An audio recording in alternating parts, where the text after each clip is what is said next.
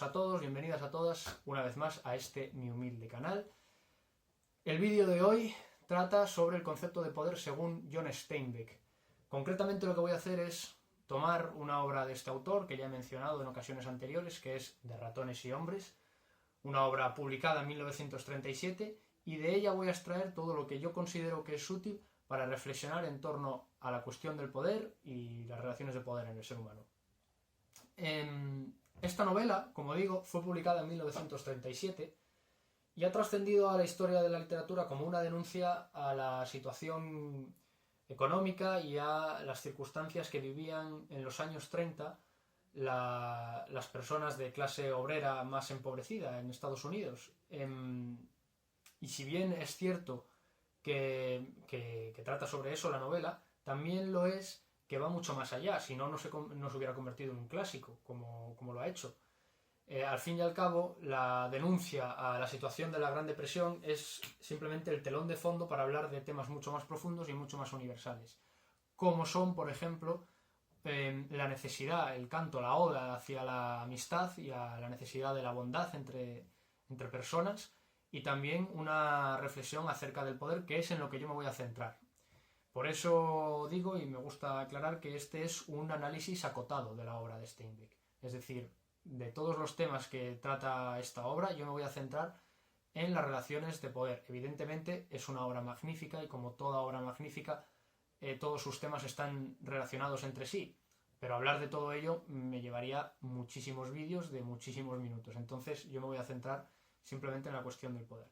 Y para ello voy a resumir la obra, es decir, ya aviso y atención, va a haber spoilers. Spoilers, muchos spoilers, los va a haber todos. Voy a contar el final de la obra, ¿vale? Voy a resumirla porque considero que, como lo que yo voy a hacer es una interpretación de los sucesos que se narran en esta obra, no puedo interpretarlos sin narrarlos, sin explicar qué sucede. Y además considero que, esta es una opinión personal, totalmente personal, que cuando una obra es excelente, como es esta, los spoilers no importan tanto, porque lo importante es más el camino que la meta, y es más las cosas, cómo te las va contando John Steinbeck y otros muchos detalles que puedes ir descifrando por tu cuenta en la novela y que yo no voy a contar aquí. Pero sí que es verdad que la voy a resumir, entonces va a haber spoilers. Si ya habéis leído la obra, pues perfecto, y si no la habéis leído, como digo, no creo que ocurra nada malo. Pero como sé que esta opinión muchos no la compartiréis, pues yo la dejo ahí para que se sepa. Va a haber spoilers. Voy a resumir la obra y lo voy a hacer ahora. Y a partir de ese resumen, que durará unos 10 minutos, entro a explicar qué es lo que se puede extraer para reflexionar sobre el poder. Bien, dicho esto, os cuento el resumen de la historia. Os cuento el resumen de Ratones y Hombres. Ya me perdonaréis, porque va a sonar un poco, bueno, va a sonar muy leído porque lo voy a leer, ¿vale? Me he escrito un pequeño resumen, o más bien una serie de indicaciones para resumir la novela. Y allá voy, sin más, voy a poner a prueba mis dotes de narrador, ¿vale? Bien, la novela comienza en una orilla del río Salinas, unas millas al sur de Soledad, California, donde Lenny Small y George Milton se detienen para descansar después de un largo viaje. George es un hombre hábil, agudo e inteligente. Lenny, sin embargo, padece una discapacidad mental que le impide razonar por sí mismo y lo convierte en un niño pequeño con cuerpo de adulto. Un cuerpo que además es gigantesco y ostenta una fuerza física tan desmesurada que Lenny es incapaz de controlarla cuando hace lo que más le gusta: acariciar todo tipo de cosas suaves. De hecho, Lenny tiene por costumbre capturar ratones para acariciarlos, pero estos siempre mueren bajo la inconmensurable fuerza de sus manos. Estando a la orilla del río, George y Lenny hablan sobre su futuro, y es ahí cuando nos enteramos de que al día siguiente llegarán a un rancho en el que han sido contratados para cargar sacos de cebada. George y Lenny pertenecen a esa clase obrera empobrecida y nómada que durante la Gran Depresión de los años 30 recorría Estados Unidos en busca de salarios esporádicos para sobrevivir. Sin embargo, ellos aspiran a algo más, pues quieren ahorrar para comprar un terreno en el que cultivar sus propios alimentos, tener su propia casa y criar sus propios animales. La parte de este plan que más le interesa a Lenny consiste en conseguir unos cuantos conejos a los que acariciar sin peligro de que mueran por ser demasiado pequeños, como le ocurre a los ratones. Además, en este pasaje, antes de dormir, George le dice a Lenny que si se mete en algún lío, vaya a refugiarse en aquel mismo lugar, a la orilla del río, y que espere a que él llegue. Al día siguiente, George y Lenny llegan al rancho. Allí conocen a Candy, un anciano encargado de limpiar los barracones al que le falta una mano.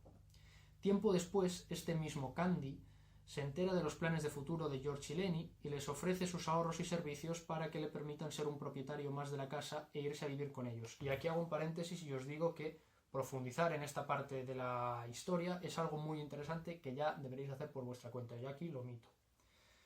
Bien, el caso es que los protagonistas conocen a más personajes y uno de los más importantes es Curly, el hijo del patrón del rancho. Curly es un hombre belicoso, profesional del boxeo y amante de la gresca al que le encanta intimidar, buscar pelea y abusar de sus privilegios de clase. Además, resulta que está recién casado con una mujer que al parecer se dedica a coquetear con todos los hombres que se cruzan en su camino, lo cual aumenta aún más su permanente estado de ira. La mujer de Curly es de hecho el siguiente personaje que conocen nuestros protagonistas. Esta mujer se nos presenta como alguien que evita a su marido para insinuarse con el resto de hombres, cosa que más adelante ya aviso que tomará un sentido distinto.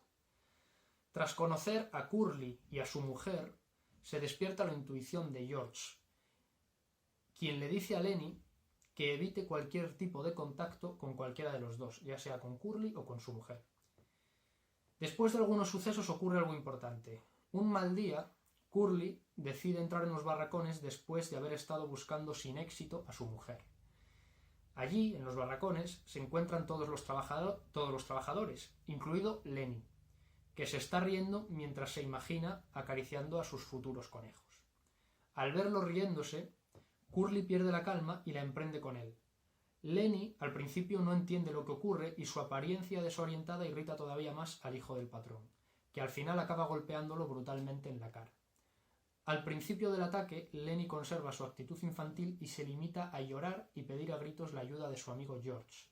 Pero George, que efectivamente está allí mismo, le dice que se defienda. Después de recibir varios golpes, Lenny finalmente agarra la mano de su agresor y la aprieta durante un buen rato con tanta fuerza que literalmente la hace papilla, rompiéndole todos los huesos. Curly queda herido física y moralmente, pues por primera vez ha sido humillado en público. Es por este motivo que Slim, paréntesis, Slim es otro personaje que no he mencionado hasta ahora, pero que es muy interesante y que también deberéis descubrir por cuenta propia, Slim insta a Curly a no tomar represalias contra George o Lenny, so pena de que todos los allí presentes cuenten lo ocurrido y destruyan su reputación. Le ofrece en su lugar fingir que ha tenido un accidente con una máquina y dejar que George y Lenny sigan tranquilamente con su trabajo, a lo que Curly, por supuesto, accede. Días después se da una de las escenas más interesantes de toda la novela. Resulta que George se ha ido a un burdel junto con el resto de trabajadores y solo se han quedado en el rancho los personajes que se encuentran más abajo en la jerarquía de poder, que son Lenny, Candy, el viejo manco, la mujer de Curly y Crux. Crux es un personaje que tampoco había mencionado hasta ahora, pero es el peón del establo y es un hombre negro con la espalda rota que tiene su propio cuarto dentro del establo porque nadie considera apropiado que conviva con los blancos. Es en ese mismo cuarto donde Crux se encuentra primero, y por una serie de circunstancias que no vienen al caso, con Lenny. Crux percibe enseguida la discapacidad mental de Lenny y al principio se aprovecha un poco de ella para hacerle cierto daño diciéndole que George no va a volver y lo va a abandonar allí. Sin embargo, pronto cesa en este abuso porque se da cuenta de que Lenny no tiene ningún tipo de maldad. Más adelante aparece Candy, el viejo manco, y entre los tres comienzan a hablar de otro de los temas principales de la novela que no voy a abordar aquí porque os invito nuevamente a que lo hagáis por cuenta propia. Finalmente aparece la mujer de Curly, cuya presencia altera mucho a los tres hombres. Hay que recordar que Lenny ya fue advertido por George sobre acercarse a ella y que tanto Candy como Crux ya conocen a esta mujer y a su marido y saben lo peligrosos que son. Al principio la rechazan y Crux intenta expulsarla de su cuarto, pero la mujer hace uso de su poder de clase y le recuerda al peón que le sería muy fácil ordenar que lo ahorquen. En este punto descubrimos que la mujer de Curly, la mujer de Curly, no es solo opresora, sino también oprimida. Ella misma explica que su marido le impide hablar con otras personas e intenta mantenerla encerrada en casa, por lo que ella busca afecto y compañía en otros hombres. Luego descubre gratamente que fue Lenny quien le rompió la mano a su marido y al final se termina yendo, George regresa del burdel y el pasaje termina. Tiempo después, Lenny se encuentra en el granero acariciando el cuerpo de un pequeño cachorro de perro, el cual ha adquirido por unos medios que tampoco vienen al caso ahora, y está llorando. Está llorando porque el animalillo está muerto, y es que él lo ha matado por accidente al no controlar su fuerza mientras jugaba con él. El resto de trabajadores, incluido George, está fuera jugando a las herraduras. Sin embargo, la mujer de Curly entra en el granero y ve a George con el perro muerto. Sintiendo lástima por el grandullón y también buscando compañía, ella se sienta a su lado y comienza a hablarle de su propia vida. Durante la conversación, Lenny se olvida de las advertencias de George y le confiesa a la mujer su obsesión con acariciar cosas suaves, a lo que ella responde ofreciéndole el tacto de su propio cabello. Lenny se queda maravillado con ese sedoso pelo y empieza a acariciarlo cada vez más fuerte. Al principio, la mujer le advierte que le está haciendo un poco de daño, pero Lenny se pone más nervioso y se aferra más fuerte al cabello. Ella se asusta, pensando que está siendo agredida, y comienza a gritar pidiendo auxilio. Lenny entra en pánico y le tapa la boca para no ser descubierto. La mujer se revuelve entre sus enormes manos, cuya fuerza está descontrolada, y al final, en un forcejeo, Lenny la mata rompiéndole el cuello por accidente. Es en ese momento que Lenny se da cuenta de que se ha metido en un lío, así que recuerda las palabras de George y decide ir a esconderse a la orilla del río. Momentos más tarde, y aquí ya nos acercamos al final, Candy, el viejo manco, entra en el granero y descubre el cadáver de la mujer. Suponiendo que lo ocurrido tenía que ver con Lenny, porque todos sabían que él estaba en el granero, el anciano avisa a George, quien comprende de inmediato la situación. George sabe que es imposible ocultar el delito y que Curly se encargará de buscar a Lenny para matarlo de la forma más terrible. Recordemos que Curly es el marido de esta mujer. Así que George le dice a Candy que avise a los demás, pero que antes le dé unos minutos para ir a los barracones. No sabemos para qué todavía en este punto. El anciano así lo hace y enseguida los trabajadores, encabezados por un Curly sediento de sangre, se hacen con armas y van a buscar a Lenny. George se ve obligado a acompañar al grupo, pero los engaña para adelantarse hasta la ribera. Allí, efectivamente, encuentra a Lenny, quien está muy preocupado por haberse metido en un lío y haber podido enfadar así a su amigo. Es entonces cuando descubrimos que George había ido a los barracones para robar una pistola que poseía un peón. Y también hago otro paréntesis aquí diciendo que este arma tiene una carga simbólica y un significado muy grande en la novela y, una vez más, deberéis descubrirlo por vuestra cuenta. El caso es que George le dice a Lenny que no está enfadado con él y comienza a hablarle de los conejos que iban a criar cuando adquirieran su propio terreno. Embelesado por esta ensoñación y feliz porque George no se ha enfadado con él, Lenny se queda mirando el agua mientras sonríe. Es entonces cuando George se coloca a su espalda, pistola en mano, y con los ojos arrasados por las lágrimas, apunta a la nuca de su mejor amigo y aprieta el gatillo. Y hasta aquí la novela de Ratones y Hombres. Este es el resumen en el que, como ya he dicho, he obviado muchas partes porque no estaban directamente relacionadas con la cuestión del poder, pero ya os he ido indicando otras cosas que son tremendamente interesantes y que podréis conocer por vuestra cuenta si leéis la novela. Bien, ahora, ¿qué es lo que podemos extraer de aquí para reflexionar en torno al poder? Lo primero que hay que tener en cuenta desde mi punto de vista es la interseccionalidad de los personajes que aparecen en la historia. ¿Y qué es esto de la interseccionalidad? Bueno, pues si alguien está más o menos puesta en temas de feminismo, ya lo habrá imaginado. La interseccionalidad es una herramienta analítica de las ciencias sociales que ha sido usada mayormente por la crítica feminista para analizar cómo las opresiones se generan a partir de cómo ciertos sujetos sufren opresiones debido a múltiples circunstancias por las que son atravesados esos sujetos. Por ejemplo, esas circunstancias, las tres circunstancias más analizadas por la interseccionalidad, han sido siempre el sexo, la raza y la clase. Circunstancias, categorías sociales, como lo queráis llamar. De tal forma que, por poner un ejemplo, autoras como Angela Davis, que no utilizaron el término interseccionalidad, el término interseccionalidad fue acuñado por Kimberly Crenshaw, no recuerdo en qué año exactamente, creo que en el 60 y algo, pero bueno, autoras previas a ella ya hablaban de esto sin mencionar el término interseccionalidad, y por ejemplo, Angela Davis hablaría de cómo una mujer negra y pobre estaría triplemente oprimida por su condición de sexo en tanto mujer, de raza en tanto negra y de clase en tanto pobre.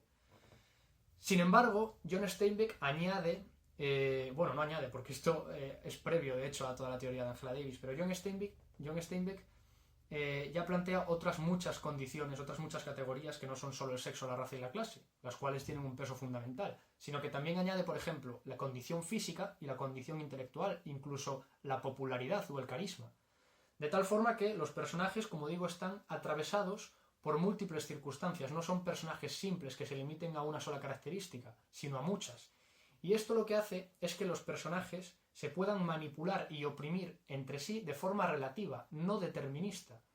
Es decir, cada personaje en esta novela tiene una herramienta de poder propia, una herramienta que puede utilizar o no en función del contexto, en función de en qué momento se encuentre, en qué lugar, rodeado de qué personas, en qué circunstancias, cuál y cómo sea la persona sobre la que está intentando ejercer ese poder, pero todos al fin y al cabo tienen una forma de ejercerlo. Por ejemplo, Curly, el hijo del patrón, tiene su poder de clase y su poder de sexo. En relación a su mujer, tiene un poder que le da su condición de hombre en relación a su mujer, pero en relación a los peones tiene un poder que viene de su posicionamiento de clase. La propia mujer de Curly, en relación a su marido, sufre una opresión por su condición de mujer, pero en relación a los peones, como por ejemplo Crux, tiene una situación de superioridad por su condición de clase. George, por ejemplo, tiene como herramienta de poder su propio ingenio. Lenny tiene su fuerza física. Slim tiene su carisma o su popularidad entre los peones del establo. ¿Quiere decir esto que todos los personajes tengan el mismo acceso al poder, sean igual de poderosos? No, para nada. Esto no quiere decir que todos los personajes sean igual de poderosos. Porque algunas herramientas son mucho más poderosas que otras. De hecho, en esta novela y en otras muchas de John Steinbeck, lo más poderoso, lo que John Steinbeck describe como lo más poderoso con todas sus consecuencias, por lo general malas, es el poder de clase. La clase como categoría de mayor poder, ¿no? Sin embargo, lo que es importante en este punto es cómo Steinbeck ya postula el poder como algo propio de la condición humana, no de la condición de raza, ni de sexo, ni de clase, ni de condición física, no, de la condición humana. Es decir, todos los individuos, todos los seres humanos en esta novela tienen en su interior la capacidad de ejercer el poder en un momento dado. Esa capacidad puede estar más o menos restringida en función del contexto, pero todos en algún momento tienen una forma, tienen un camino para doblegar a otro, para ejercer el poder sobre otro, ya sea de forma activa o reactiva, pero siempre todos tienen el poder dentro de sí, tienen esa capacidad, tienen esa potencia de llevar a cabo el poder, porque el poder es algo propio de la condición humana, no de la condición de clase, no de la condición de raza, no de la condición de sexo, de la condición humana.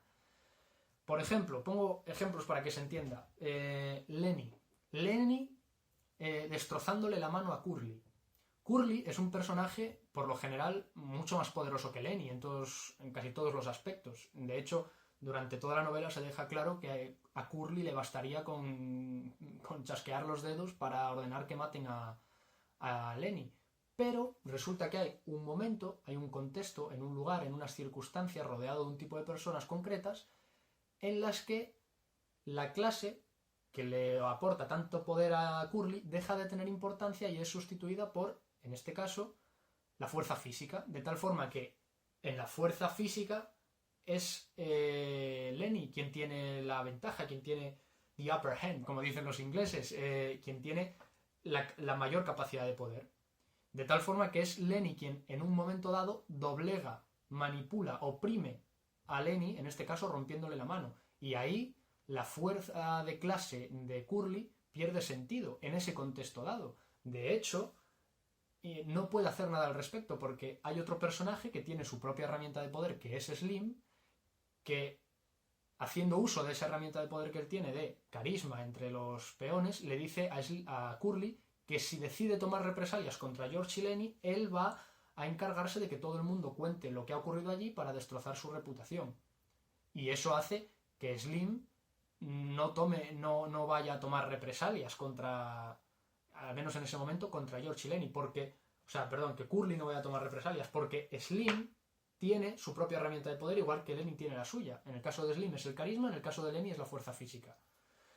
Y, por ejemplo, otro caso muy claro es el de Crux. Crux, el peón negro del establo, manipulando a Lenny. Por eso decía que la escena en la que se juntan todos en el cuarto de Crux es muy interesante. Crux, hay que tener en cuenta que es un hombre negro, peón, de clase obrera, de la clase más baja, y además tullido. Crux ha sido un personaje que ha vivido durante mucho tiempo en lo más bajo de la cadena alimenticia. Ha sido un personaje que nunca ha podido ejercer el poder sobre nadie, sino que ha sido el sujeto paciente del poder, no el sujeto agente. Sin embargo, cuando se encuentra con Lenny, a pesar de que Lenny tiene muchísima más fuerza física que él y que lo podría partir por la mitad, Crux se da cuenta de que él es mucho más inteligente que Lenny. Y por primera vez se da cuenta de que hay algo con lo que puede ejercer un cierto poder, de que hay un plano, de que hay un nivel en el que él está por encima de otras personas, cosa que no le había ocurrido en mucho tiempo. Y él, al darse cuenta de que intelectualmente, mentalmente puede manipular y ejercer el poder sobre Lenny, pues, ¿qué hace? Al principio decide pues tomar ventaja de eso y saborear un poco ese poder que no ha tenido nunca y manipular a Lenny haciéndole sufrir con eso de que George no va a volver, que lo va a dejar tirado y tal. También es verdad que esto dura muy poco tiempo y Crux cede en este abuso, como contaba en el resumen, porque al final Crux es buena gente y se da cuenta de que Lenny también lo es y que por lo tanto no hay nada que merezca que Lenny sufra de esa manera. Por eso Crux deja de abusar de él intelectualmente. Esto también es un pasaje, este es un pasaje y una obra, y todas las obras de John Steinbeck lo son, dedicadas al bien y el mal. Aquí la cuestión del bien y el mal también tiene mucha importancia, pero como decía al principio, pues bueno, abordarla pues me llevaría por las ramas. Tendría que hacer tendría que hacer muchos vídeos de muchas horas cada uno. Pero bueno, basta decir eso, que como Crux es buena persona, pues decide no abusar de ese poder. Y aquí lo importante, como digo, es que John Steinbeck ya postula el poder como algo multidireccional, multilineal y multidireccional. Es decir, esa idea más clásica del marxismo, y esto es curioso, porque mira que encima que a John Steinbeck lo acusaron de marxista, a más no poder, de comunista lo acusaron, pero vamos, incluso en su propia tierra natal quemaron sus obras y creo que hasta las llegaron a prohibir y demás, porque ya sabéis que ser comunista en Estados Unidos es equivalente a ser un hereje en la España del siglo XV, o sea, era lo peor.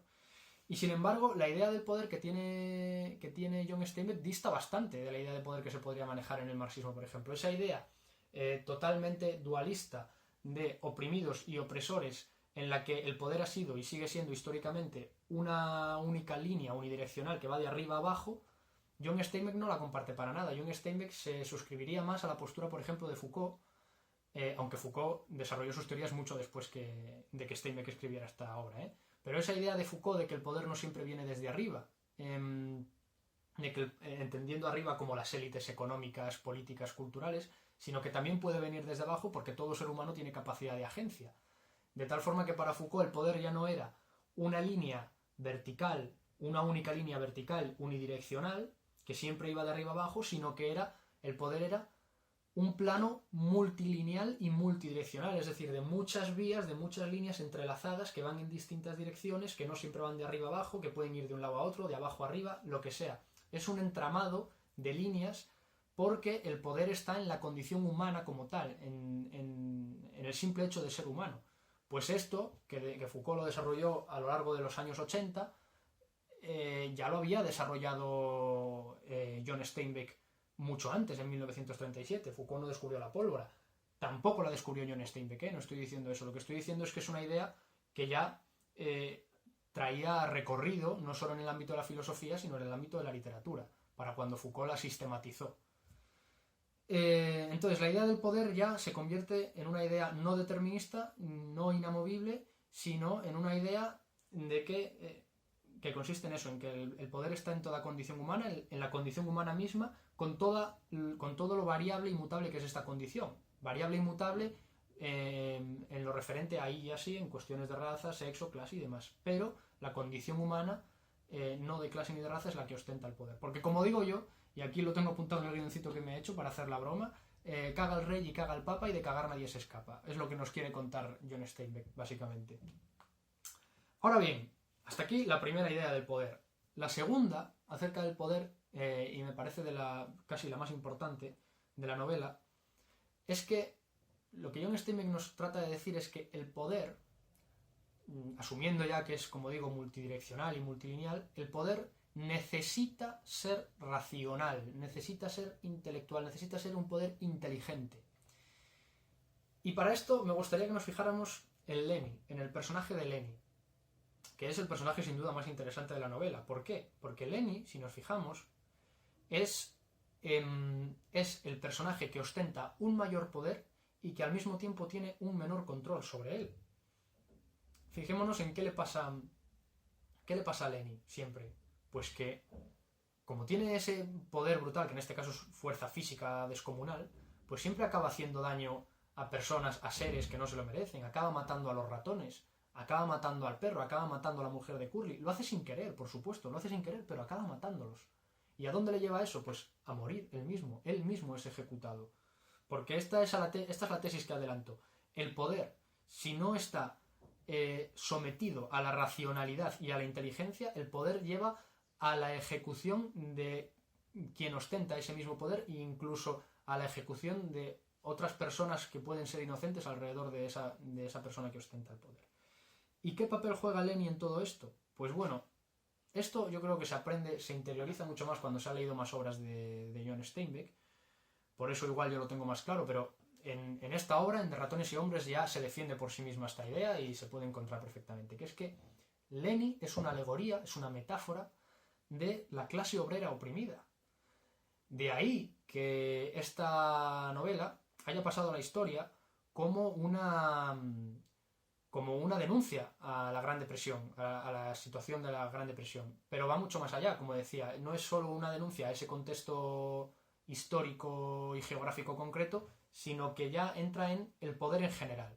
El poder en general como algo que necesita de la inteligencia humana, del intelecto, de la voluntad. El término voluntad es muy importante, entendiendo voluntad como algo que también implica reflexión, que también implica inteligencia, porque la voluntad consiste en discernir críticamente entre lo que nos conviene y lo que no, lo que queremos y lo que no. ¿Y por qué digo que Lenny es una alegoría de la clase obrera oprimida? Bueno, esto me llevaría a romper otro de los melones clasicazos de John Steinbeck, y de hecho tenía pensado hacerlo para este vídeo y tengo en el guión que me he preparado toda una parte dedicada a todo esto, y al final he decidido resumirlo o prácticamente omitirlo porque es que sería irme por las ramas. Pero bueno, a lo que me estoy refiriendo es a la crítica que John Steinbeck realiza del capitalismo salvaje. Y recalco lo de salvaje, porque sí que es verdad que gran parte, por no decir la mayoría de la producción literaria de Steinbeck, ha estado destinada siempre a denunciar el capitalismo y el liberalismo salvaje a los que él acusaba de ser los responsables de la Gran Depresión, el crack del 29 y toda la historia. Por eso también, como digo, se le acusó mucho de comunista, aunque no lo era. Él no era comunista, ni se conchavó nunca con el Partido Comunista, ni tuvo ninguna relación con el comunismo como ideología o como política. Sí que se le podría tildar de tal cosa si nos centramos en la idea que John Steinbeck tenía, y esto es otro melón también, de la unión espiritual del individuo, que no de la clase, del individuo con la tierra que trabaja, esa unión telúrica que también se puede encontrar en Vicente Aleixandre, y por eso a mí me encanta, o en Gabriela Mistral. Pero bueno, me estoy enrollando. Y dije que no iba a profundizar en esto. ¿A dónde quiero llegar con esto? Mira, baste decir que John Steinbeck culpaba directamente, y además muy mordazmente durante toda su obra, a una élite económica muy concreta de La culpaba de pues la situación que se estaba dando en la Gran Depresión de los años 30, la culpaba de las miserias y de las desgracias que mucha gente inocente, como son George y Lenny, sufrían y tenían que pasar. Desde luego, la obra más crítica y más mordaz, y por eso también la obra magna de John Steinbeck es Las uvas de la ira, es la más conocida.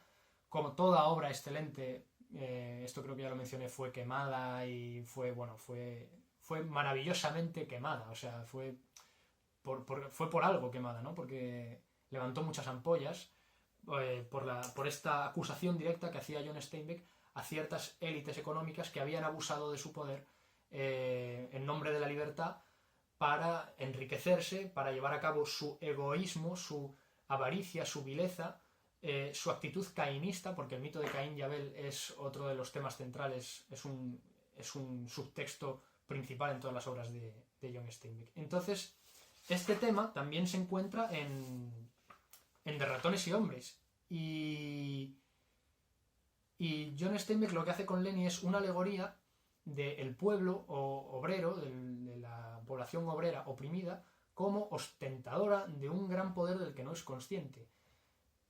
O que por lo menos no es consciente de cómo utilizarlo. Las uvas de la ira también habla de esto. De hecho, se llaman las uvas de la ira por cómo esa ira va creciendo en el pueblo hasta plantear la posibilidad de una revolución violenta que pueda hacer florecer ese poder del pueblo, el pueblo unido, para luchar por sus intereses y por su bienestar, ¿no? Entonces, ¿en qué se ve reflejado en esto Lenny, el personaje de Lenny? Bueno, pues que Lenny, como decía, es un personaje que posee un gran poder, pero que no es consciente de él. Y que, aunque lo fuera, no sabría cómo utilizarlo. Nótese, por ejemplo, nuevamente en la escena de la pelea con Curly. Él, cuando Curly le golpea, no sabe qué hacer, no sabe qué está ocurriendo, no sabe hacer nada. Él no sabe que podría pegarle una paliza a Curly si quisiera, pero lo que hace es llorar y pedir ayuda a su amigo George. ¿Y qué es lo que ocurre? Que George es, de hecho, representa la capacidad intelectual de Lenny, porque la única capacidad intelectual de Lenny es la de George. Porque Lenny no tiene capacidad de discernir, no tiene voluntad, no tiene raciocinio, no tiene sesos, como dice George en alguna parte del libro. Para eso está George, para cumplir ese papel, para cuidar de él en ese sentido, porque George, además de ser una persona inteligente, es una persona buena, que mira por el bienestar y por el interés de Lenny y por su cuidado. Entonces, Lenny al final necesita a alguien inteligente, que en este caso es George, para poder utilizar ese poder, aunque solo sea para defenderse. Y me gustaría leer unas breves líneas de la novela en las que las voy a leer y no voy a dar la moraleja porque no me parece necesario, porque es evidente. Me parece que es evidente lo que Steinbeck trata de contar, pero sí que me gustaría que hicierais el esfuerzo de extrapolar esto que fue escrito en los años 30, extrapolarlo a la actualidad y ya que cada una saque sus propias conclusiones. Ya digo que me parece evidente la moraleja que Steinbeck pretende sacar al respecto. Entonces, es un pasaje, os pongo en situación, es una escena, un pasaje en la que George está hablando con Slim, Lenny no se encuentra presente en ese momento y George lo que está haciendo es explicarle a Slim que él, cuando conoció a Lenny, al principio, pues se aprovechaba de él también para burlarse, para reírse de él, le gastaba bromas muy pesadas, incluso le pegaba y se reía, pero que poco a poco, le dice a Slim, poco a poco aquello dejó de gustarle, fue perdiendo la gracia, fue cambiando, aquello le parecía algo que no debía ser así. Bueno, le explica que fue cambiando y le cuenta qué fue ya la gota que colmó el vaso y que le hizo cambiar por completo. Y dice George, cito textualmente: «Te contaré qué fue lo que me hizo cambiar», le dice a Slim. «Un día estábamos unos cuantos tipos junto al río Sacramento. Yo me creía muy listo. Me dirijo a Lenny y le digo: salta al río, y él se tiró. No sabía nadar en absoluto. Estuvo a punto de ahogarse antes de que lo sacáramos del agua, y me estaba tan agradecido por haberlo salvado, se olvidó de que era yo quien le había dicho que se tirara al agua. Bueno, desde ese entonces no he vuelto a hacer cosas así».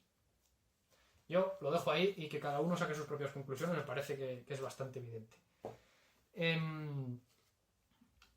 por donde iba. El poder sin inteligencia solo lleva a la perdición de quien lo ostenta y de otros seres inocentes. Relacionémoslo esto con la idea de un pueblo lleno de ira y de un pueblo oprimido que tiene, sin embargo, el poder para cambiar esa situación. Lenny mata a los ratones, mata a la mujer de Curly y después muere él. Es ahí a donde le lleva esa no capacidad esa no voluntad, esa no capacidad de dominar sus actos. Porque Lenny, y aquí ya me estoy acercando al final, Lenny es el personaje menos libre de todos. El menos libre de todos. Es el más bueno. Eso sí, o sea, es el más bueno. Y esto se insiste mucho a lo largo de la historia. Él no tiene maldad ninguna, nunca quiere hacerle daño a nadie. No tiene maldad ninguna, pero eso al final poco importa. Porque de nada sirve ser bueno si no se es inteligente. Es lo que nos quiere decir John Steinbeck. Y de nada sirve, excepto para morir, tener un gran poder si no se sabe utilizarlo, si no se tiene voluntad. Como digo, voluntad entendida como la capacidad para discernir críticamente.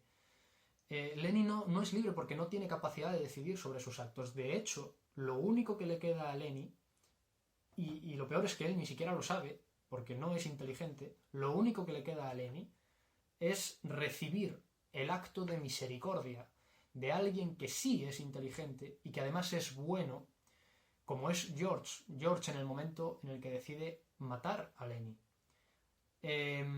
George, por supuesto, no quería matar a Lenny, porque era su mejor amigo, era todo lo que tenía, era todo su mundo, él no quería matarlo. ¿Qué pasa? Que George vive en un mundo, en una sociedad regida por una serie de mecanismos, por una serie de circunstancias, en la que ciertos poderes se encuentran por encima de él y le han llevado a esa situación en la que no puede hacer nada por su amigo, no puede salvarle la vida a su amigo porque Lenny ya estaba, desde el momento en el que Lenny mató a la mujer de Curly, Lenny ya estaba condenado a morir. Eso también lo deja muy claro John Steinbeck, que estaba condenado a morir porque Curly iba a ir detrás de él y lo iba a matar de la forma más horrible posible. Eso era algo que el poder había, ¿cómo se dice? Eso era algo que el poder había hecho inevitable para George. Él ya no podía salvar la vida de su amigo, pero sí seguía teniendo cierto margen de acción, cierto margen de poder. Y además seguía teniendo una capacidad de bondad impresionante, porque al final el que se sacrifica en este libro es George. ¿Por qué? Porque George, consciente de que a Lenny lo van a matar y además lo van a matar de la forma más horrible posible, lo único que puede hacer en su condición de persona inteligente, de persona con voluntad, es discernir las condiciones de la situación, los hechos, y decir, bueno, lo único que me queda, porque yo amo a Lenny, amo a mi mejor amigo, lo único que me queda en mi margen de acción es por lo menos darle una muerte digna e indolora, y por eso mata a Lenny.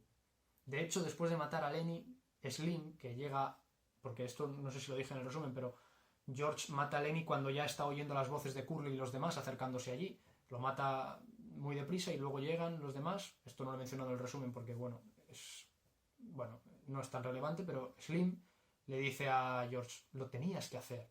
Slim es el único que comprende lo que ha pasado. Lo tenías que hacer. Juro por Dios que lo tenías que hacer, le dice. Eso es lo que hace George. Sacrificarse a sí mismo, así de bueno es. Esa es la bondad que tiene George, porque esto es muy importante en lo relativo al bien y el mal en John Steinbeck. John Steinbeck veía el bien siempre y él lo sabía muy bien porque había viajado por todo Estados Unidos conviviendo con los obreros, con los migrantes, con las clases más desfavorecidas. Él había estado ahí, él había sufrido la Gran Depresión en sus propias carnes, él sabía lo que era ser uno de estos trabajadores y él siempre había encontrado la bondad entre estas gentes, él siempre había encontrado la bondad entre las personas más desfavorecidas. Y esto también está claramente plasmado en las uvas de la ira, cómo son las personas desfavorecidas las que al final se respetan más entre ellos y respetan incluso su propiedad privada entre ellos, pero al mismo tiempo son conscientes de la necesidad de interesarse por los problemas de los demás para así convivir realmente de forma feliz. Pero bueno, este es otro tema, como digo. George, en su bondad, es él quien se sacrifica porque decide cargar con eso toda su vida, quedarse solo en el mundo. Bueno, ya se iba a quedar solo de todas formas, pero decide cargar con eso de haber sido él quien mató a Lenny en favor de darle a Lenny una muerte indolora, de una muerte rápida que no iba a tener de no ser así. Entonces, y ya termino, como conclusiones, el poder y la voluntad no están en una clase, ni en una raza, ni en un sexo, están en la condición humana, y luego ya la raza, el sexo, la clase, la condición física acotan, restringen ese poder, pero el poder no es siempre unidireccional ni unilineal. El poder es un entramado muy amplio de relaciones humanas y está en todo ser humano, ya sea por sus capacidades físicas, intelectuales o lo que sea. Y además el poder requiere siempre de una capacidad intelectual para no destruir ni a la persona que lo ostenta ni a las personas que rodean a esa persona, a esa otra persona que ostenta el poder. Y nada más, esto es todo por ahora. Os digo simplemente que esta obra de John Steinbeck, ya os digo que os recomiendo que la leáis. Ni siquiera hace falta que os compréis el libro. Este libro está en versión audiolibro, está en un audiolibro aquí en YouTube. En YouTube mismo os dejo debajo en la descripción el enlace al canal que lo tiene narrado de una forma maravillosa con sonidos de fondo. Es espectacular escuchar este libro. Creo que en audiolibro dura 3 horas o así. No recuerdo el nombre, ya me perdonaréis, no recuerdo el nombre de la persona. Es un hombre que tiene varios audiolibros, pero bueno, narra de forma brutal, con una edición brutal del audio, y lo podéis escuchar, ya os digo, en 3 horas, poco a poco, lo podéis ir escuchando mientras cocináis, mientras tal, lo que sea. Y merece muchísimo la pena, igual que muchas de las otras obras de Steinbeck. Yo os hablo de esta porque es la que tengo aquí en San Sebastián y es la que he mencionado en vídeos anteriores también porque es la que tengo aquí, pero no es que sea mi favorita. No puedo elegir una favorita entre las obras de Steinbeck, pero bueno, esta me parecía que podía aportar este contenido en relación al poder y por eso os he hablado hoy de ella. Así que nada más, esto ha sido todo. Nos vemos en la próxima.